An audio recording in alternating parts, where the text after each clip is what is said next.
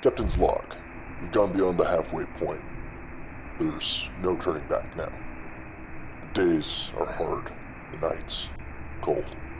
The fauna and flora continue to be dangerous and aggressive, but I will continue to push forward. If I don't make it through this, please tell my beloved she was just okay.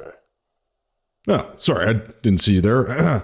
Yeah, in case you were also daydreaming, we just recently made it past the likes of Duke Fishron, the Leviathan, and the Plaguebringer, and even explored the deepest depths of the Abyss, and actually even spent some time on our downtime to make some much needed upgrades to our armor and a few of our weapons. So we are definitely on the back half of our journey, and while I love to recap absolutely everything, we've got pretty much no time to reminisce because I've got a busy schedule and plenty to do, and I've decided to get right into the thick of it by taking on the Pumpkin Moon event. Now, while I should probably be heading off to the dungeon to investigate that spooky clicking sound that I've been hearing for a while, I'm actually quite curious to see what new enemies, materials, and items I might find from this event. Now, that said, I do know this event quite well, and I'm pretty sure with the power-ups provided by this mod, this is gonna be pretty straightforward, and I'm probably gonna have the upper hand. So I grabbed my pumpkin medallion, and I got things started.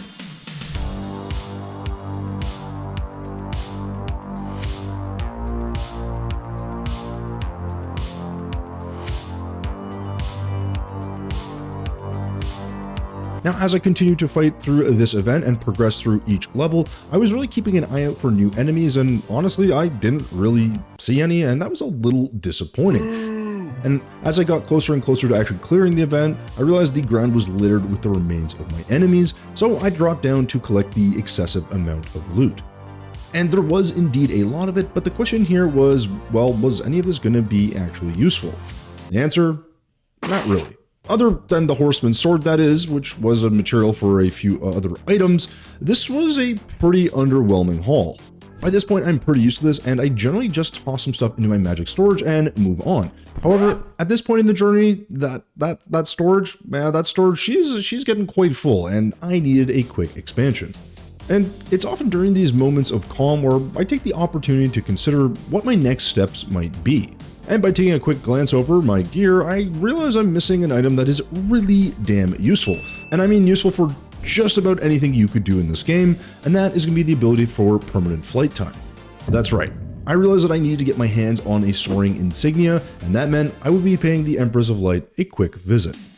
Of course, you can't just summon the Empress of Light out of thin air, you actually have to go get her summoning item, which means I had to go to the hallowed biome and get my hands on the ever-annoying prismatic lacewing. Yeah, sure, this little butterfly looks cool, but these pesky little guys only spawn at a certain time of night, and luckily for me, I happened to find one relatively quickly. From there, I made my way down to this rather destitute looking arena and set my sights on grabbing the soaring insignia. And oh my god, I got slapped. That did not go well. And instead of going back and figuring out what bigger and maybe better items I could use to make things just a tiny bit easier, I instead got peer pressured by you, the community, to do mushrooms. Specifically, this odd mushroom. Now, I have no idea what this thing is going to do. It could be deadly like the red potion, or it could be completely benign. Either way, I don't trust the community at all, so I'm gonna go and hedge my bets here by heading out to the jungle and making myself this nice protective wooden box. And from there, I continue to make a terrible, terrible mistake. Why would anyone do this? This lasts for a hour. God damn it. Okay, so clearly this is one of those psychedelic mushrooms, and it's pretty trippy, but I think it would be wise at this point to just sit here and enjoy the pretty colors. However, I am not a wise man, so instead I decided that this was the perfect time to start building. Yep, I decided to start building in the jungle, in hard mode, while being able to taste colors. Yummy. But I don't know, maybe these mushrooms were helping the creative juices flow. Either way, I do know that for this build, I wanted to make some rustic jungle huts, and it's not really a tough design, but I knew I wanted something that was off the ground. So I went about creating a few raised stilts with mahogany fences and a landing area with some spooky wood. The angled supports under this were made with some stone slab and some ebon wood and then hammered into position.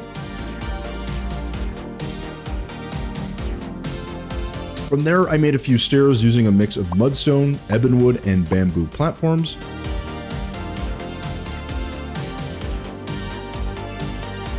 Before moving on to the roof, which had a slightly rounded shape, where I used some straw just to kind of give it a feel that it was going to, well, feel like it was rustic. Finally, I added some walls and a variety of paints as well as a few small details before expanding this whole area.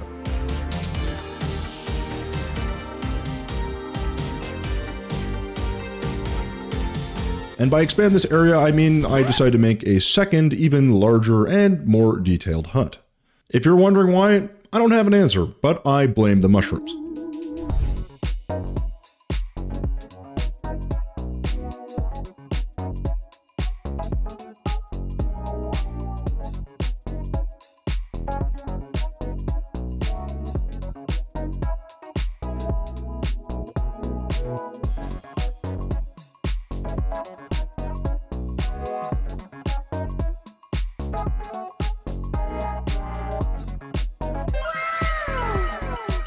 Now, if you're curious about any of these builds, want any specifics on the materials or the designs, like this interesting looking stairs on our second hut, feel free to drop a comment or questions down below, or check out some of my other more build-focused videos like some of these tutorials that I'll list right here. Anyways, the second build is now done, and we've got ourselves two very fun, very rustic looking jungle huts. And it's probably for the best because it's been a hot minute since we did some building, and these definitely fit the bill. Though I will say I think all the creative juices from the odd mushroom we ate a while ago are now simmering down a bit, and it's time to refocus ourselves. And to refocus ourselves, we're gonna, wait, what were we doing again? Right, boss fights. Well, Empress of Light to be specific, but she crushed me, and if I'm honest, Empress is not a fight that I'm super familiar or really fond of. I probably should try to get a few additional improvements to my gear, and hey, would you look at that, I've got this really handy elevator that sits right above my jungle arena, and you know, I wouldn't mind taking out the Plaguebringer again. So naturally, down I went to squash this bug for a second time. Now, I said it last time, but it's worth repeating. This guy is weirdly tanky. Yes, I appreciate he's all armored up and whatnot, but these fights feel like they drag out more than they should. And if you combine long fights with relatively uninspiring loot, well, it would make you second guess taking on a boss like this, but I did it anyways.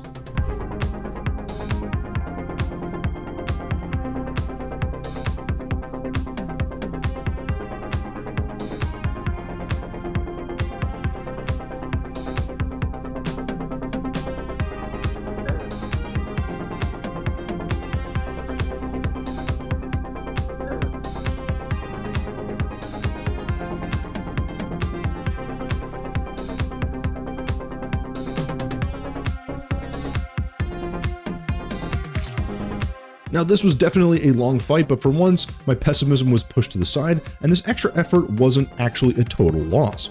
As I opened the loot bag, I actually managed to pull out the syringe. Now, this weapon is pretty much exactly what you think it is. It's a needle syringe, but at least it has a class-specific nature to the rogue, which is what I'm currently playing as, and it actually has some rather interesting attributes. Just as I was reading over all the interesting effects and abilities, my head began to pound and my vision began to blur. Perhaps a side effect from the odd mushroom, I thought. Then suddenly, my vision narrowed and everything went dark. And just before I lost my senses, I made out a faint but familiar sound. The dungeon was calling.